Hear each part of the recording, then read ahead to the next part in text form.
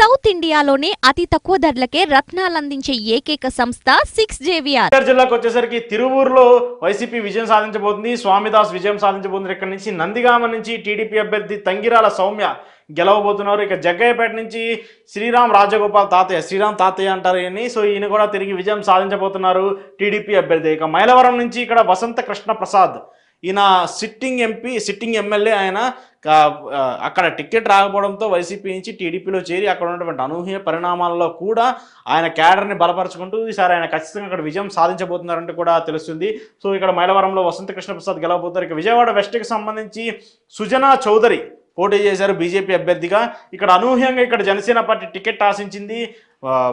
Pothina Mahesh ticket ఆశించారు. ఆయనకి ticket రాకపోవడంతో ఆయన వైసీపీలో చేరారు. సో ఆయన చేరడం వల్ల ఇక్కడ షేక్ ఆసిఫ్కి కొంత ఓట్లు యాడ్ అయినాయని చెప్పొచ్చు. సో దానివల్ల ఇక్కడ సుజనా చౌదరి ఓడిపోతున్నారని చెప్పేసి కూడా తెలుస్తుంది. ఇక విజయవాడ సెంట్రల్కి సంబంధించి బోండా ఉమా విజయం సాధించబోతున్నారు. ఇక్కడ వెల్లంపల్లి శ్రీనివాస్ మంత్రి పోటీ చేస్తున్నారు. సో ఆయనకి ఈసారి షాక్ తగులుతుంది, టీడీపీ గెలవబోతున్నట్టు తెలుస్తుంది. ఇక విజయవాడ ఈస్ట్కి సంబంధించి దేవినేని అవినాష్కి షాక్ తగిలేలా కనిపిస్తుంది. ఇక్కడ ప్రస్తుతం సిట్టింగ్ ఎమ్మెల్యే గద్దె రామ్మోహన్ విజయం సాధించబోతున్నట్టు తెలుస్తుంది. ఇక్కడ ఓవరాల్గా చూసుకుంటే విజయవాడ ఎన్టీఆర్ కృష్ణా జిల్లాకు సంబంధించి టీడీపీ 5, వైసీపీ 2 స్థానాల్లో విజయం సాధించేందుకు అవకాశం కనిపిస్తుంది. ఇక పామర్రు చూసుకుంటే ఇక్కడ వైసీపీ అభ్యర్థి విజయం సాధించబోతున్నారు, కాళీ అనిల్ కుమార్. ఇక గన్నవరానికి సంబంధించి వల్లభనేని వంశీకి కొంత షాక్ తగిలే పరిస్థితి కనబడుతుంది. ఇక్కడ యార్లగడ్డ వెంకట్రావు విజయం సాధించబోతున్నట్టు తెలుస్తుంది అనూహ్యంగా. ఇక గుడివాడికి సంబంధించి కొడాలి నాని ఓడిపోతారంటూ కూడా ఈ సర్వే చెప్తుంది. ఇక్కడ వెనిగళ్ల రాము గెలుస్తారంటూ కూడా చెప్తూ వస్తున్నారు. మరి ఇది అనూహ్యంగా ఉంది. ఇక్కడ చూస్తూ ఉంటే వెనిగళ్ల రాముకి కొంత అడ్వాంటేజ్ ఉందంటూ కూడా ఈ సర్వే చెప్తూ వస్తుంది. మరి కొడాలి నాని ఓడిపోతే మాత్రం అది కొంత ఎవరు ఊహించిన విధంగా ఒక కాన్స్పిరెన్సీ క్రియేట్ అయ్యే అవకాశం ఉంటుంది. ఇక అవనిగడ్డకి సంబంధించి ఇక్కడ మండలి బుద్ధప్రసాద్, ఆయన టీడీపీ సీనియర్ నేత, జనసేన పార్టీలో చేరి అక్కడి నుంచి టికెట్ తీసుకొని అక్కడి నుంచి పోటీ చేశారు. సో ఈసారి అవనిగడ్డలో ఆయన గెలుస్తారంటే కూడా చెప్తూ వస్తున్నారు. ఇక పెనమలూరులో జోగి రమేష్ మంత్రి పోటీ చేశారు. అక్కడ బోడే ప్రసాద్ టీడీపీ అభ్యర్థిగా ఉన్నారు. సో ఆయన తిరిగి విజయం సాధించబోతున్నారంటూ తెలుస్తుంది టీడీపీ అభ్యర్థి బోడే ప్రసాద్. ఇక పెడనకి సంబంధించి టీడీపీ అభ్యర్థి పోటీ చేస్తున్నారు. టీడీపీ అభ్యర్థిగా కాగిత కృష్ణప్రసాద్ ఉన్నారు, ఆయన విజయం సాధించబోతున్నారు. ఇక్కడ వైసీపీ అభ్యర్థిగా ఉప్పాల రమేష్ ఉన్నారు. సో ఆయన కూడా ఓడిపోతున్నట్టు తెలుస్తుంది. ఇక మచిలీపట్నానికి సంబంధించి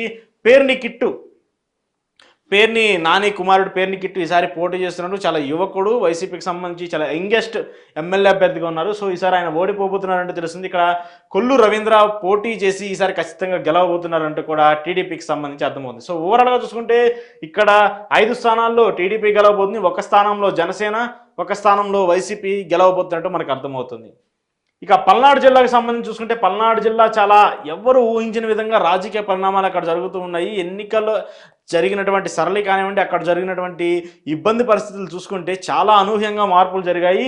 అనూహ్యంగా టీడీపీ కేడర్ మొత్తం ఒక్కసారిగా బయటకు వచ్చి వైసీపీ లీడర్లపైన దాడులు చేయడం కానివ్వండి, వాళ్ళ ఇళ్లపైన రాళ్ళు రువ్వడం కానివ్వండి, ఇలాంటివన్నీ చూస్తూ వచ్చాము.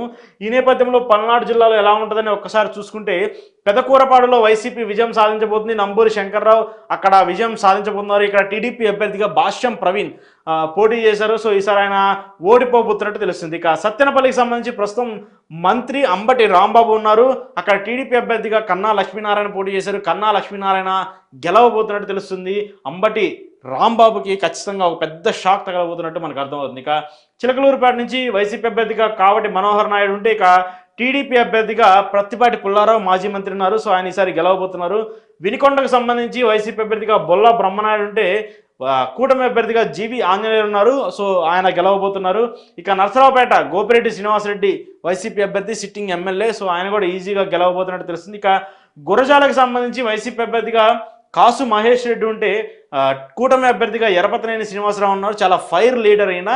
సో ఎరపతనేని ఈసారి ఎడ్జిలో కూడా గెలవబోతున్నట్టు మనకు అవకాశం అందుతుంది. ఇక మాచర్లకు సంబంధించి పిన్నెల్లి రామకృష్ణారెడ్డి ఉంటే, టీడీపీ అభ్యర్థిగా జూలకంటి బ్రహ్మానందరెడ్డి ఉన్నారు. సో ఆయన కూడా గెలవబోతున్నట్టు మనకి అర్థమవుతుంది. సో ఓవరాల్గా చూసుకుంటే పల్నాడు జిల్లాలో మొత్తం 5 స్థానాల్లో టీడీపీ గెలిస్తే 2 స్థానాల్లో కేవలం వైసీపీ గెలవబోతున్నట్టు మనకు అర్థం.